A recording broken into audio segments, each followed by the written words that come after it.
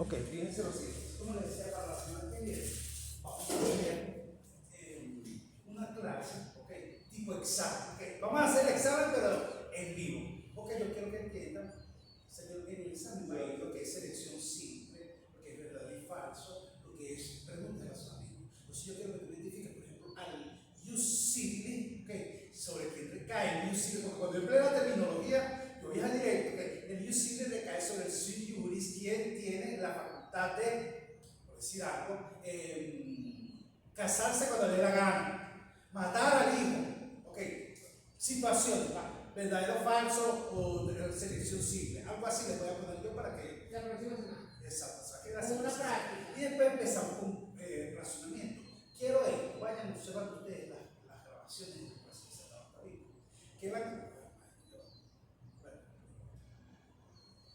¿Qué van a hacer con esas grabaciones de las clases que hasta ahorita hemos desarrollado? Ustedes van a llegar y si tienen inquietudes, formúlenlas. Okay. Aprovechen y formulen sus inquietudes para entonces, eso sí antes viernes, ¿no? Para yo, entonces, considerarlas y traerlas tipo ejercicio acá, porque ahora no entiendo cómo es que el adoptado pasa a ser en un momento pater family, o no entiendo cómo es que el ius gentium si podía vender y comprar el esclavo, pero si se iba del país, cómo hacía pues el esclavo para garantizar o ese esclavo que era vendido 3 veces, cómo se tenía. Ustedes formulen sus inquietudes, entonces yo presentarlas en esa clase, ¿okay? Y poder tener una visión más clara de lo que van a hacer. Y bueno, no, perdón, no termino aquí de explicar esta parte, terminé con el ius gentium y el ius jurídico y el ius. Ahora vamos a hablar sobre el ius civile y el ius gentium, que tú lo mencionaste aquí. El ius civile, el gentium, y hay algo que se nos pasó aquí, que es el natural. Ok. Sí. Sí, natural.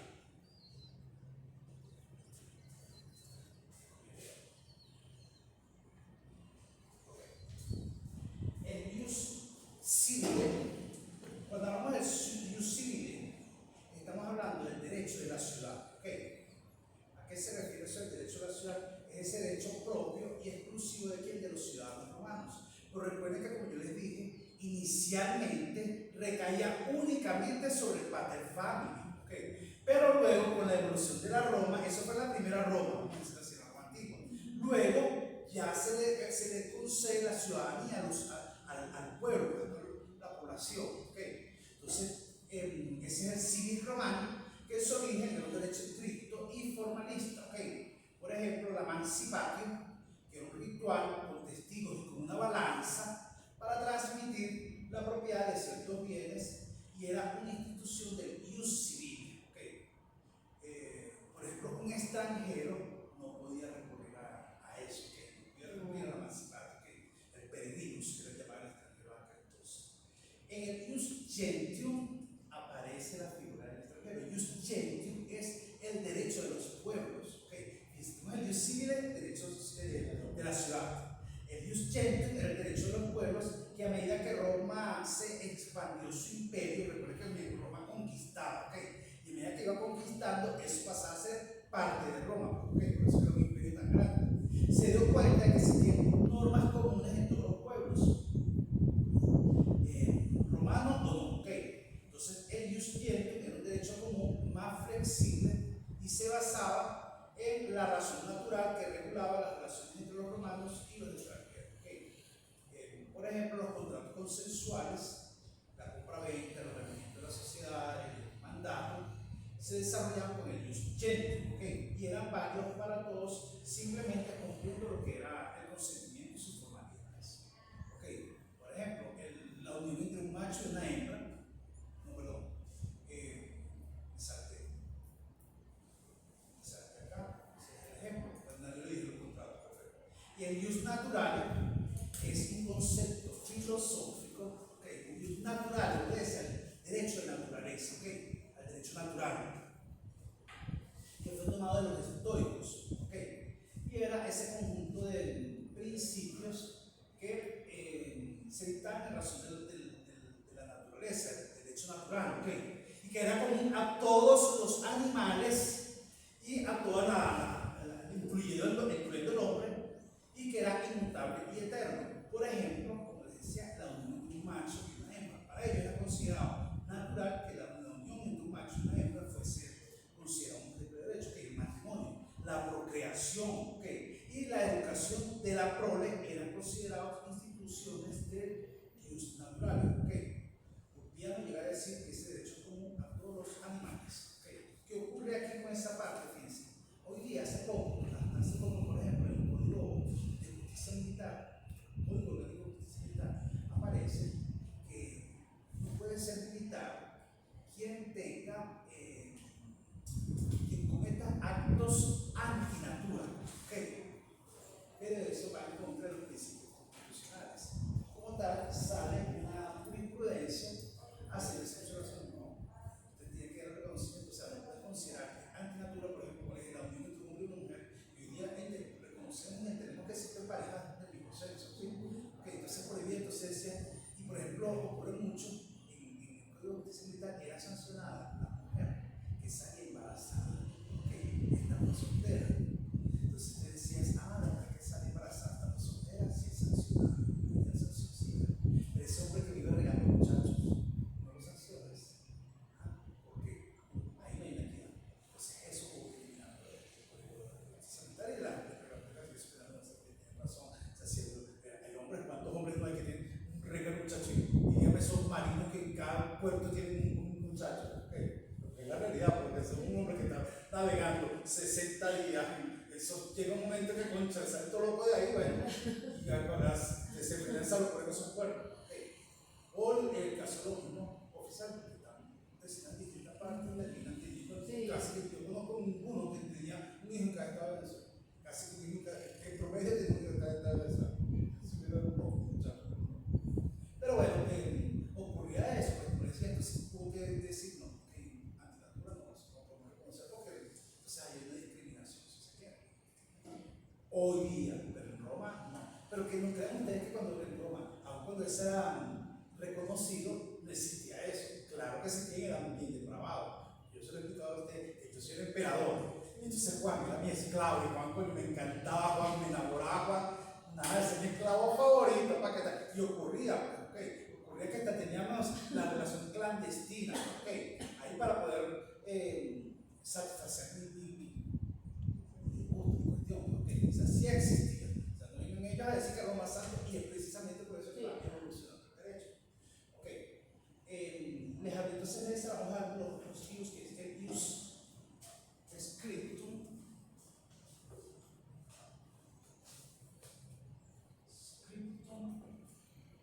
y el no scriptum.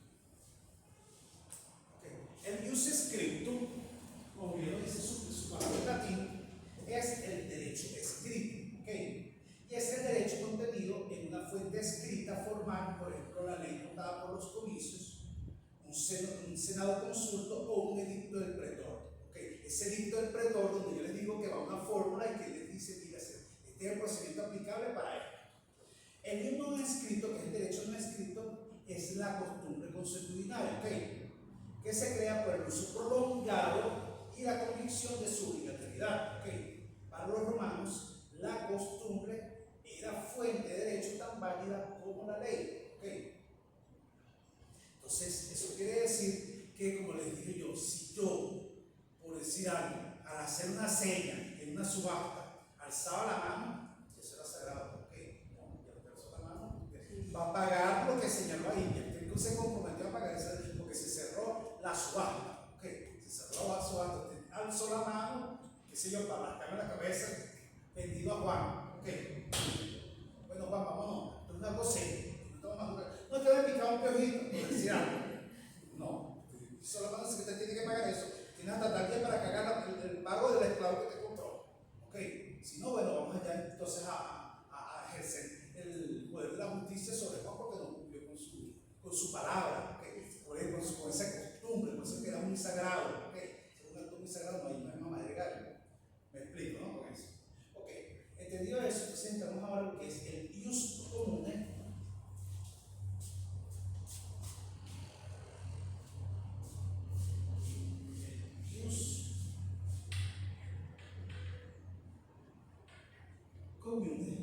eso es news singular. Okay. Use común y eso es news singular. Okay. Cuando hablamos de use común, es el derecho común. Okay. Es la regla general aplicable a todos, que es el derecho ordinario. Okay. Por ejemplo, la regla para atestar se necesita la presencia de 7 testigos. Okay. Era necesario, fíjense, que tuviesen 7 testigos para que se garantice ese derecho a atestar al testamento. Okay. A garantizar que el testamento era válido y que era eficaz. Si no, no ocurría, no era, era nulo, el testamento ya nulo, que podía cuestionarse. Y el ius singular, que es el derecho singular, es una excepción de la regla general, creada para bien o beneficiar o perjudicar a una persona o a un grupo específico por una razón en particular. ¿Okay? Por ejemplo, un senado consulto que concede a los veteranos de una legión el derecho de testar con solo 5 testigos. ¿Okay? Sería entonces un ius singular a favor de ellos. ¿Okay? Entonces aquí es donde están sentadas todas las bases del derecho romano. Para señalar que es un sistema orgánico que está vivo, ¿okay? Y complejo, y que se clasifica de diversas maneras por lo que es el alcance y lo que es su aplicación. Está, como les dije, la distinción entre el público y el privado, que yo les dije que hoy día se mantiene el derecho público y el derecho privado, donde yo puedo, como les dije, hacer un contrato, pero tiene que ser explícito, que más que claro con el ejemplo que les acabo de señalar, creo que me viene a la mente eso. Va a ser ejercer mi derecho privado con Beatriz, hacer un negocio, pero el derecho no puede ser Beatriz te va a contratar para matar a Juan. Okay. Entonces Beatriz me ha demandado porque yo le pagué porque, por Dios, okay. Ahí no procede, ¿sí?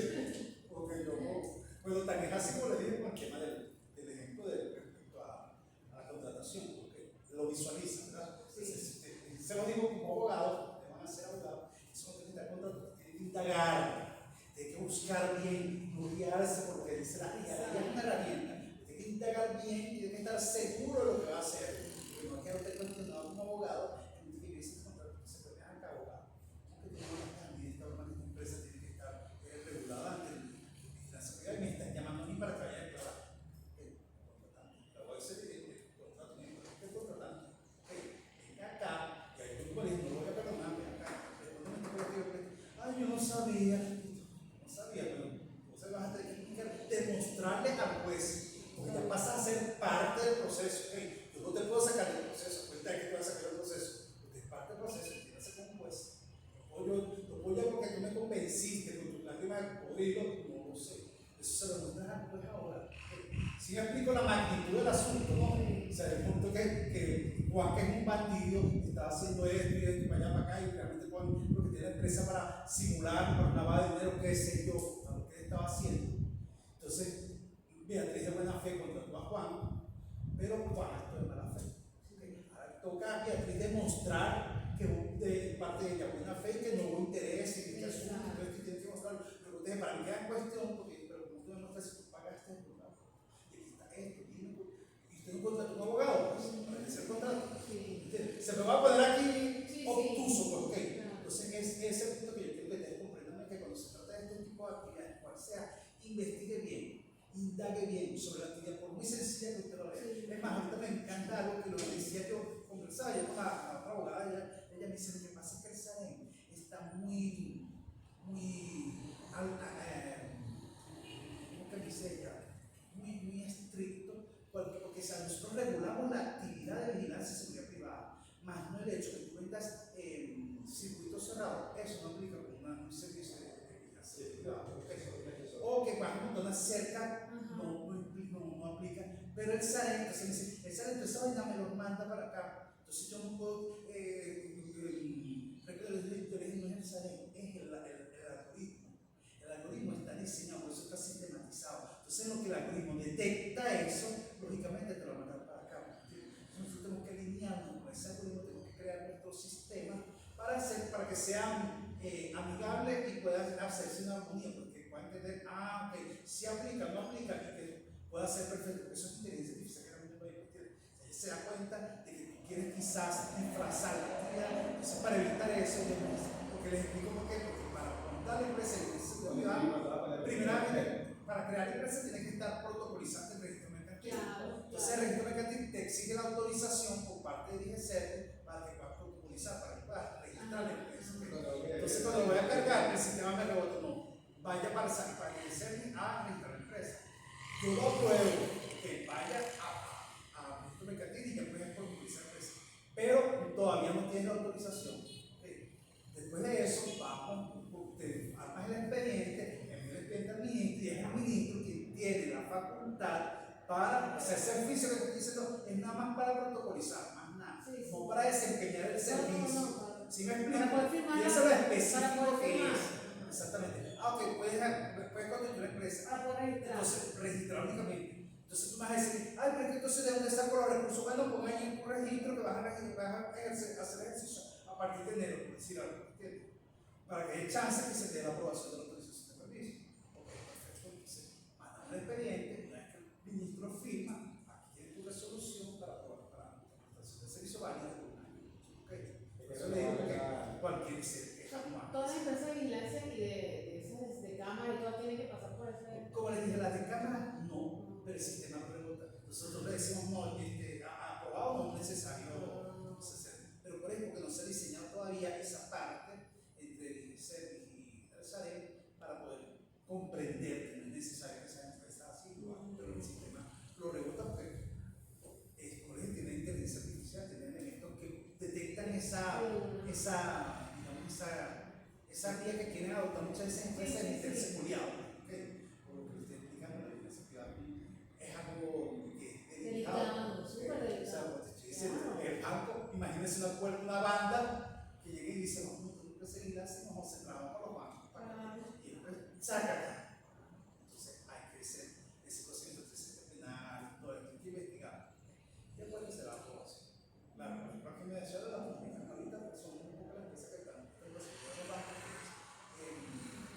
Tramex, Servicio Panamericano y Transpar. ¿Y ese análisis penal lo hacen ustedes o lo hace el expediente que uno tiene que meter? Los antecedentes penales, eso lo tiene la empresa.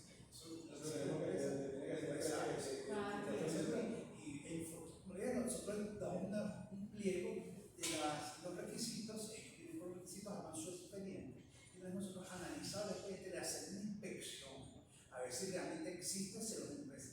Hay muchas empresas Martín que están operando con ese sistema, muchas, pero no saben el lío que se están metiendo. Pero que te explican, quizás no saben de organismos que tienen reguladores de la vigilancia del país. Es más, esta gente de protección de servicio panamericano me comentan, nosotros aportamos valores, ¿sí, verdad? Pero ¿cómo crees? A veces, cuando ves esos camiones que llevan una cantidad de dinero, si supiera que yo estoy haciendo movimientos, doctor, que son para llevar más que $200, ¿sí? Entonces tengo que mover ese camión blindado con un personal solamente para llevar $200. Imagínense toda la logística que tengo que hacer. Entonces buscar la forma de decir que la economía del país que nos está moviendo esas cantidades de antes. Entonces tengo que hacerlo porque, claro, es mi función, porque no es nada más con banco, parece que son transportes de valores. Un banco, un supermercado, exactamente que necesita farmacia. Entonces, el supermercado no va a correr ese riesgo de manera una persona con el dinero que pero ahorita se está moviendo muy poco divisas. Hago estos movimientos, entonces quiero reinventarme. Necesitamos aplicar este sistema así, me parece excelente. Propongo, presento el proyecto, nosotros te lo evaluamos, porque es verdad, ese dispositivo es costoso, vamos a estar claros. Estamos en el tema de gasolina en el país, no te supongo que es una gasolina, no estoy seguro. Pero gasolina no hay. Bueno, exacto. Sea lo que sea, es una logística que se te hace costosa. Y cuando le das al final, te dices, cónchale, no estoy ganando, porque no estoy ganando que realmente sea práctico. A mí se me ocurrieron otras cosas, pero bueno, todavía tengo ahí. Bueno, bien, como les decía entonces, con respecto a esta parte,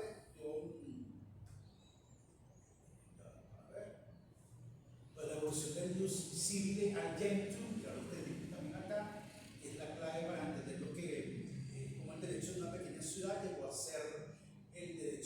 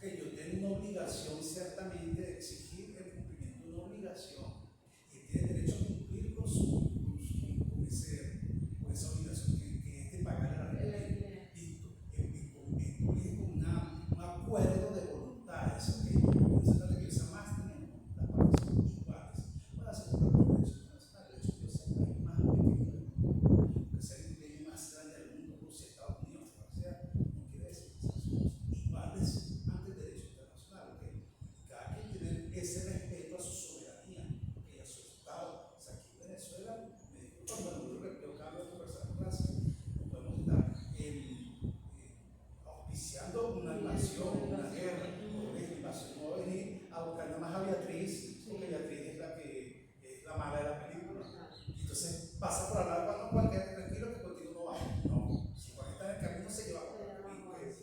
O la bomba que va a lanzar para no va específicamente para verte, sino que a mi todo. Es que las personas que alientan eso, la mayoría no viven. Exactamente, ¿no? Y no te llegas a los familiares acá.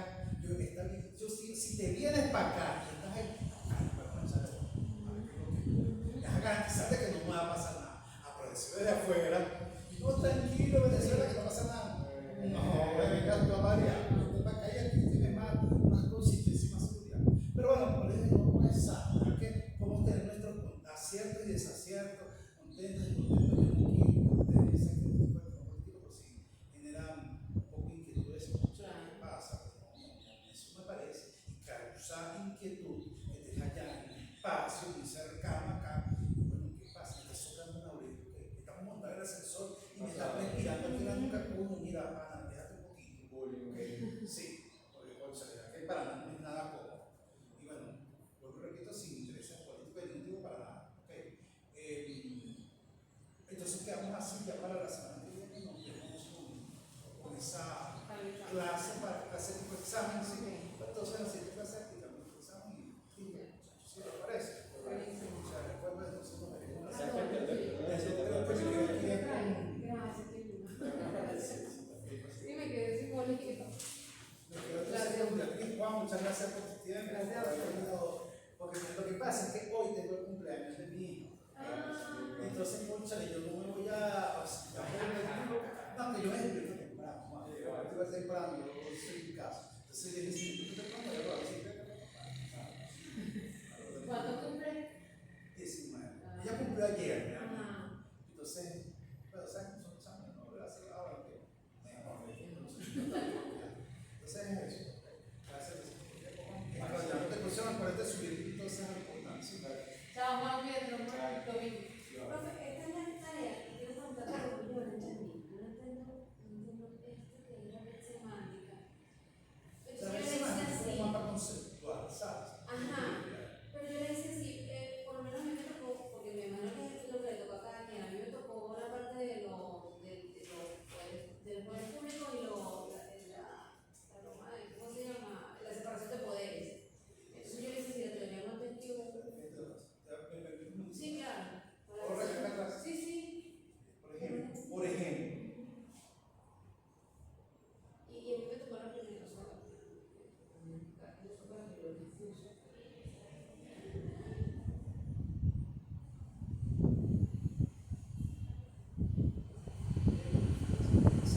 ¿qué? Sí, eso puede ser así. Objetivo para que se vea bien.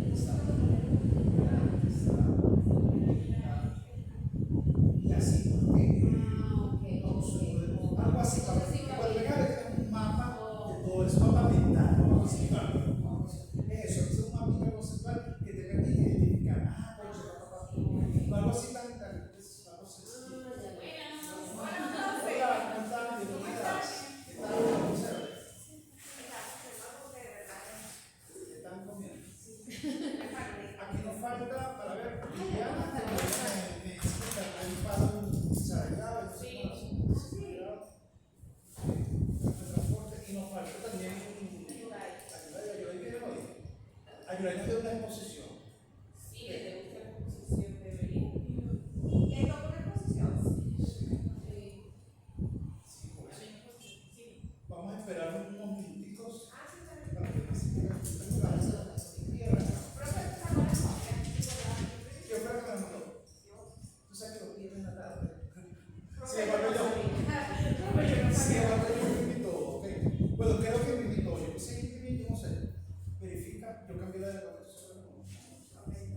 verifica si te falta algo, si te falta algo, deja el espacio, no pasa nada, ok. Y me avisan cuando vayan a hacerlo, porque yo quiero hacer un video sobre eso, ok. ¿Sí va? Sí. Se me fue el video, voy a aprovechar aquí el tiempo para completar esta parte. Ya está aquí. A ver. Aquí también parte de esa compartida que corresponde a lo que es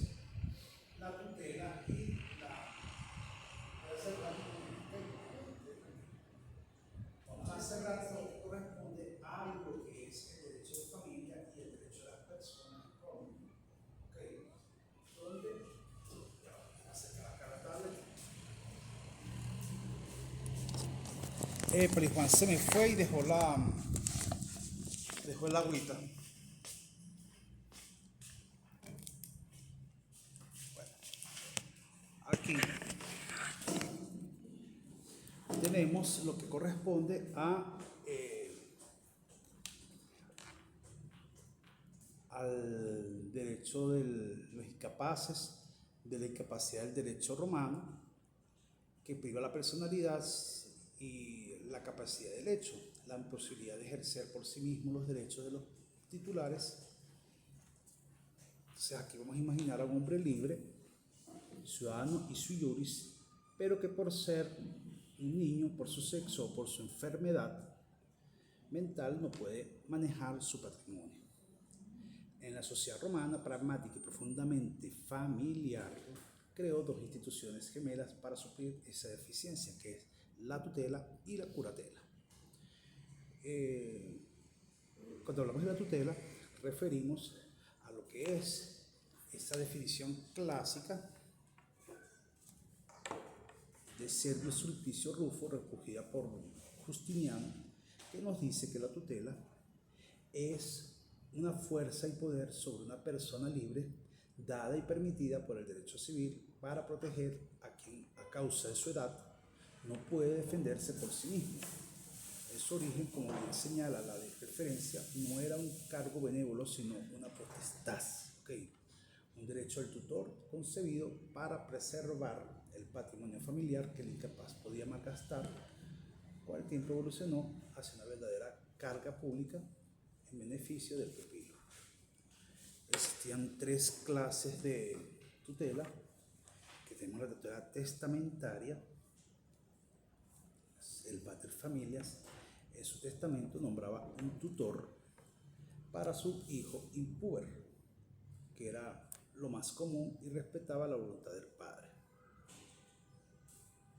La tutela legítima, a falta de tutor testamentario, la ley designaba automáticamente al agnado más próximo. El principio rector era claro, y donde está el beneficio de la sucesión, allí también está la carga de la tutela. Si el heredero presunto era el tío paterno, a él le correspondía la tutela.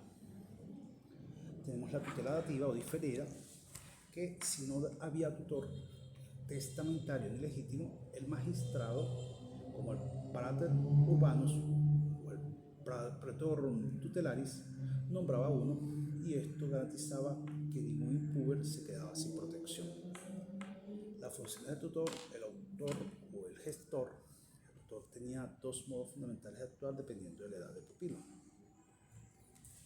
El autoritas tutoris, que para el pupilo que había salido de la infancia, el tutor no actuaba por él sino junto a él.